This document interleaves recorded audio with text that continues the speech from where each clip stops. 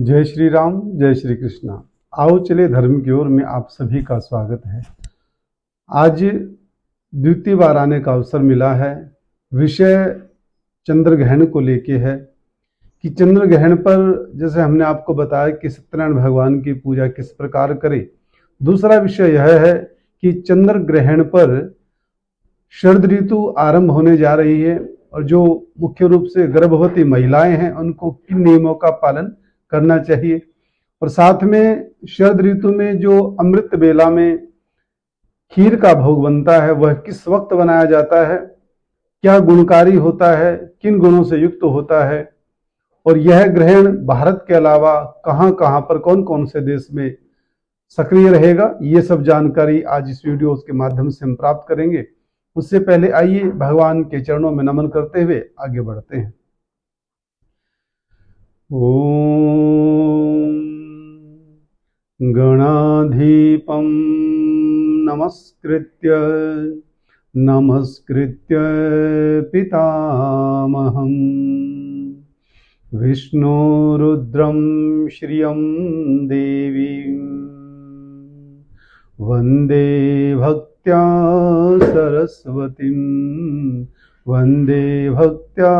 सरस्वतीं श्री गणेशाय नमः। चंद्र ग्रहण के पीछे वैज्ञानिक कारण क्या है, पहले ये जान लेते हैं। विज्ञान के अनुसार चंद्र ग्रहण तब होता है जब पृथ्वी सूर्य और चंद्रमा के मध्य में आ जाती है। इस दौरान पृथ्वी की छाया चंद्रमा की रोशनी को ढक लेती है। दूसरी ओर सूर्य की रोशनी पृथ्वी के वायुमंडल से टकराकर चंद्रमा पर पड़ती है। इससे चंद्रमा चमकीला हो जाता है। चंद्र ग्रहण के दौरान नहीं करें ये काम। चंद्र ग्रहण के दौरान कोई भी शुभ काम करने की मनाही होती है। चंद्र ग्रहण के दौरान भोजन नहीं करना चाहिए। सिलाई, बुनाई, कटाई इत्यादि नहीं करनी चाहिए। पूजा पाठ जो स्पर्श करने के हो ऐसी पूजा नहीं करनी है, जैसे कि घी का दीपक लगाना, मूर्तियों को स्पर्श करना, ज्योत इत्यादि लगाना, वेद को पढ़ना या फिर ब्राह्मणों के चरण स्पर्श करना या घर के मंदिर को ही छूना, ये निषेध बताया गया है। आप जो कर सकते हो, आप अपने गुरु मंत्र का जाप कर सकते हो। अन्य कोई मंत्र है, नाम जाप कर सकते हो, भगवान के नाम का जाप, जैसे कि राधा, शिव, राम, श्री कृष्ण, नमः शिवाय, ओम का उच्चारण नहीं करना है। शिव पंचाक्षर मंत्र का जाप कर सकते हो। इस प्रकार से आप यह कर सकते हो। साथ ही आप महामंत्र का जाप कर सकते हो, कीर्तन भी कर सकते हो। हरे कृष्णा कृष्णा कृष्णा हरे हरे, हरे रामा रामा रामा हरे हरे, इस मंत्र का जाप कर सकते हो। आप घर बैठे भगवान के नाम का जाप कर सकते हो। और इस दौरान गर्भवती महिलाओं को घर से बाहर नहीं निकलना है। सबसे मुख्य जो कार्य करना है, नियम का पालन करना है, वह यही करना है। चूंकि चंद्र ग्रहण रात्रि में है, रात्रि का जो समय मैंने आप सबसे बताया था कि 28 और 29 अक्टूबर की मध्य रात्रि, अर्थात आप यह भी कह सकते हैं कि जो चंद्र ग्रहण होगा वह 29 तारीख को सुबह प्रातःकाल ब्रह्म मुहूर्त से कुछ पहले 1:05 पर शुरू होगा और यह ग्रहण चलेगा 2:20 और कहीं पर 22 या फिर 24 मिनट तक ये ग्रहण रहेगा। मोस्टली ये ग्रहण रहेगा 2:20 तक। यह टाइम पीरियड बड़ा नोट करने का है। ये ना हो कि हम पूरे ग्रहण के दरमियान नियमों का पालन करते रहे और ग्रहण समाप्त होने के कुछ समय पहले नियमों को तोड़ दे। ऐसा नहीं करना है।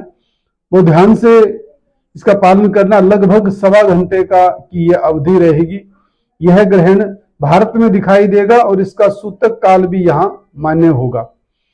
ग्रहण से पहले लगने वाले सूतक काल में पूजा पाठ करने की मनाही होती है। चंद्र ग्रहण जो होता है उसके 9 घंटे पहले सूतक लग जाता है, अर्थात कि लगभग 28 तारीख को शाम को 4:05 पर सूतक आरंभ हो जाएगा। सूतक में भी जो नियमों का पालन ग्रहण के बीच में होता है वही सूतक लगने के तुरंत बाद शुरू हो जाता है। सूतक लगने के बाद भी गर्भवती महिलाओं को नियमों का पालन करना है, बाहर नहीं जाना है, पूजा पाठ इत्यादि स्पर्श करके नहीं करना है। मंत्र का जाप कर सकते हो, नाम जप कर सकते हो, जैसे मैंने आपको बताया है। इसके साथ ही आप गर्भवती महिलाएं, कुछ नियम और भी हैं, उनका पालन भली भांति से कर सकते हैं। आइए जानते हैं वो कौन से नियम हैं। सबसे पहले तो यह है कि आप किसी पुराण का पाठ कर सकते हो, जैसे कि हरिवंश पुराण का पाठ कर सकते हो। गोपाल स्तोत्र जो हरिवंश पुराण के अंतिम पृष्ठ में आपको मिलेगा, लगभग 3-4 लास्ट के जो पेज हैं वो छोड़ के जब आप आगे बढ़ेंगे तो यह आपको मिलेगा, श्री गोपाल स्तोत्र। इसका पाठ आप कर सकते हो। इसका सूतक से पहले पीडीएफ निकाल लीजिए, गूगल से मिल जाएगा, या फिर प्रिंट आउट करवा सकते हो, फोटोकॉपी करवा सकते हो। फिर ये पेज अपने पास रखना, इनका आप पाठ करें।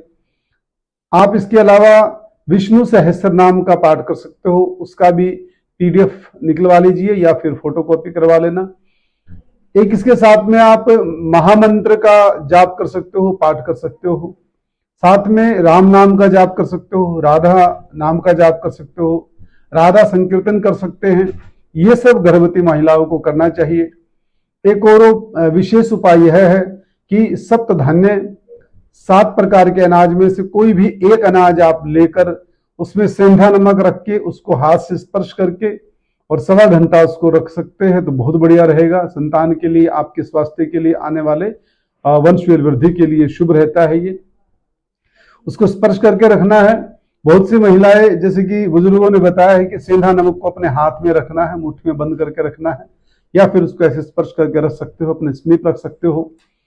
जब ग्रहण समाप्त हो जाए तो फिर यह किसी डाकोत को या फिर जो भाई जिनको जरूरत है, मांगने वाले हैं, उनको दान कर सकते हो, गौशाला में दान कर सकते हो, दलिया इत्यादि बनाकर। बात करते हैं कि 7 प्रकार के अनाज कौन से हैं जिनका हम प्रयोग कर सकते हैं।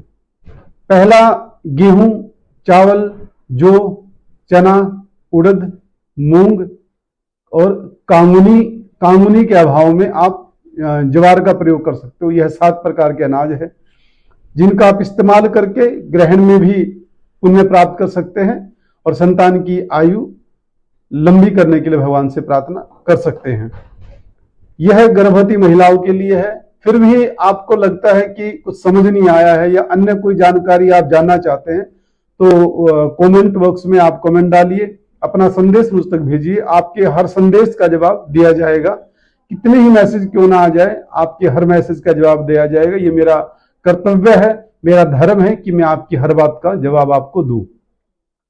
भारत के अलावा यह चंद्र ग्रहण Nepal, Sri Lanka, Bangladesh, Pakistan, Afghanistan, Philippines, Thailand, Australia, Japan और इंडोनेशिया जैसे देशों में भी देखा जाएगा, वहां भी सक्रिय रहेगा।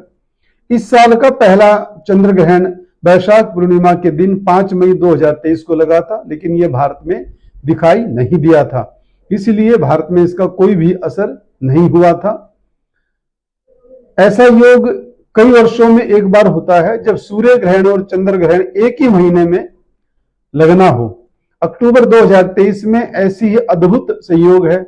सूर्य ग्रहण के बीत जाने के बाद अब चंद्र ग्रहण की बारी है। जहां एक तरफ सूर्य ग्रहण का सूतक काल भारत में मान्य नहीं था, वहीं दूसरी तरफ चंद्र ग्रहण का सूतक काल भारत में मान्य होगा। हिंदू ज्योतिष शास्त्र में इसे एक अशुभ घटना माना जाता है। धार्मिक मान्यता ये मानती है कि ग्रहण के समय नकारात्मक ऊर्जा, जो नेगेटिव एनर्जी होती है, वो बढ़ने लगती है। ऐसे में कुछ ऐसी बातें जिनका ग्रहण काल के दौरान ख्याल रखना चाहिए। तो बहुत सी बातें हैं, नियम तो बहुत हैं, लेकिन अपने सामर्थ्य अनुसार आप इनका पालन करें, आपका कल्याण होगा, आपको स्वास्थ्य का लाभ मिलेगा। और इसमें एक और मैं आपसे बात करना चाहूंगा कि बाहर तो कतई नहीं निकलना है, भोजन इत्यादि भी नहीं करते इस समय में। नियम रखे, लगभग जो ग्रहण की अवधि होती है उसमें भोजन का नियम रखे। गर्भवती महिलाओं को दवाई लेनी हो, जो वृद्ध हैं, बच्चे हैं, बुजुर्गों को दवाई लेनी हो तो वो ले सकते हैं। आपातकाल मर्यादा नास्ति, कहते हैं कि आपातकाल में मर्यादा का उल्लंघन करना पड़े तो आप कर सकते, इसमें दोष नहीं लगता है। फिर भी भजन की तरफ ज्यादा ध्यान दें, नाम जप करें, इससे आपका कल्याण होगा।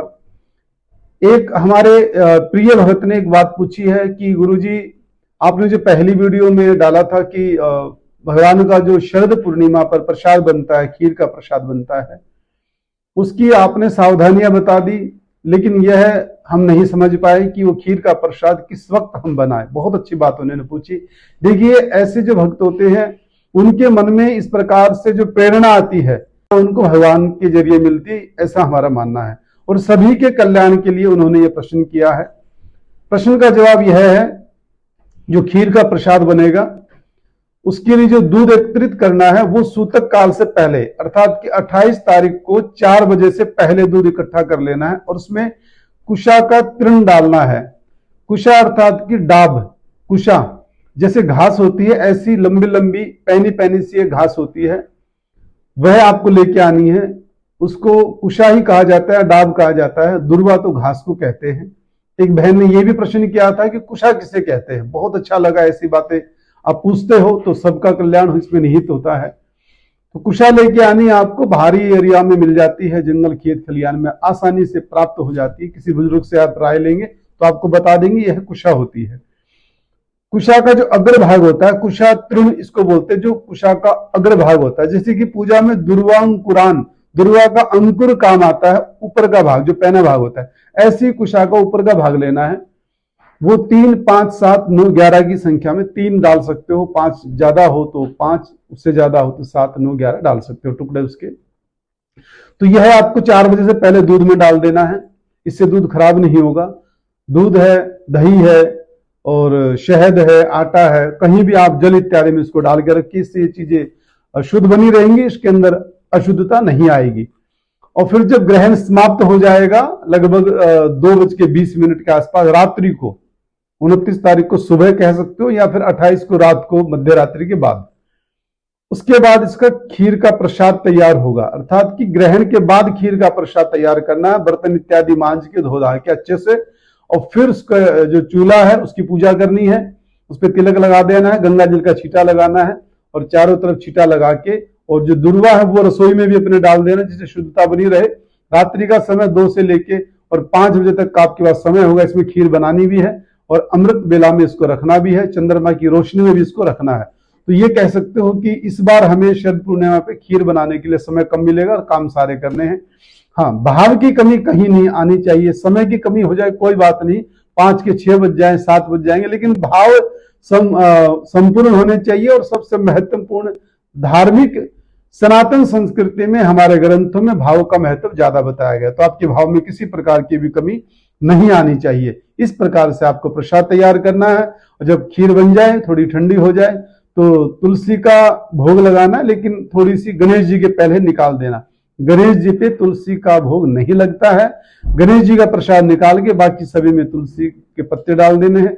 भगवान विष्णु का भोग लगाना है, चंद्रमा का भोग लगाना है, सभी देवताओं का भोग लगाओ।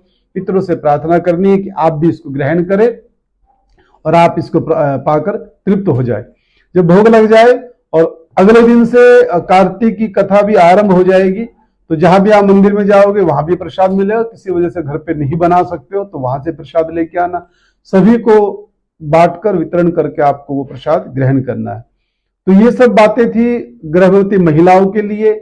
मुख्य रूप से प्रसाद किस वक्त बने और कुशा तृण का क्या महत्व है, क्या अर्थ है, वो सब मैंने आपको बताया है।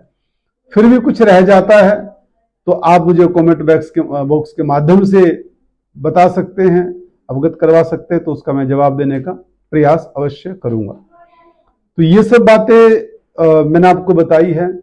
एक और विशेष बात मैं आपको अपने हृदय से कहना चाहूंगा कि वसुदेव कुटुंबकम, अर्थात कि सनातन धर्म का मूल संस्कार तथा विचारधारा है, जो महा उपनिषद सहित कई ग्रंथों में लिपिबद्ध है।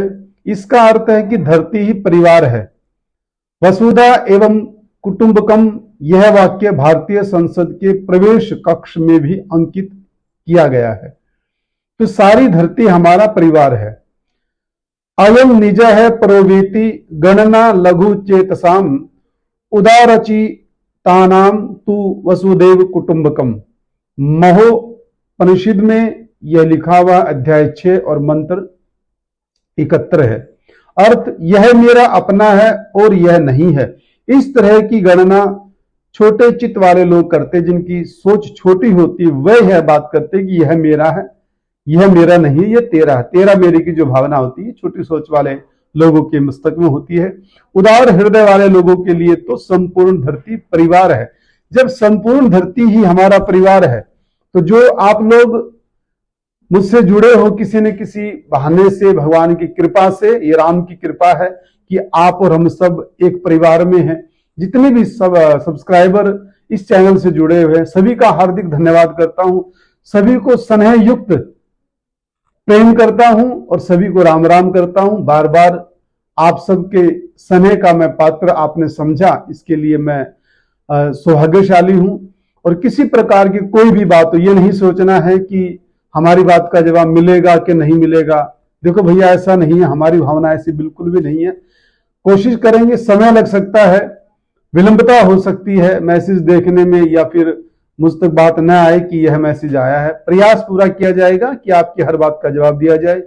इसके अलावा भी आपका धर्म को लेके कोई प्रश्न बनता है, या शास्त्रों को लेके कोई प्रश्न बनता है, या ग्रंथों को लेके कोई प्रश्न बनता है, या कोई व्रत है, कोई त्योहार है, किसी भी प्रकार का प्रश्न धर्म को लेके बनता है, तो आप अवश्य पूछिए, मैं बताने का प्रयास करूंगा। और मुझे नहीं भी पता है तो ग्रंथों में से खोजकर प्रमाण लेके मैं आपको बताऊंगा। ये मेरा प्रयास रहेगा, क्योंकि ये मेरा धर्म है, मेरा कर्तव्य है। मैं अपने कर्तव्य से विमुख ना हो जाऊं, मुझसे किसी प्रकार का अपराध ना हो जाए, मैं इस बात का सदैव ख्याल रखूंगा। आप ऐसे ही जुड़े रहिए, ऐसे ही स्नेह देते रहिए। आपका कोटि कोटि धन्यवाद। आप सभी का कल्याण हो, आप सदैव खुश रहे, ऐसी मेरी कामना है। जय श्री राम, जय श्री कृष्ण।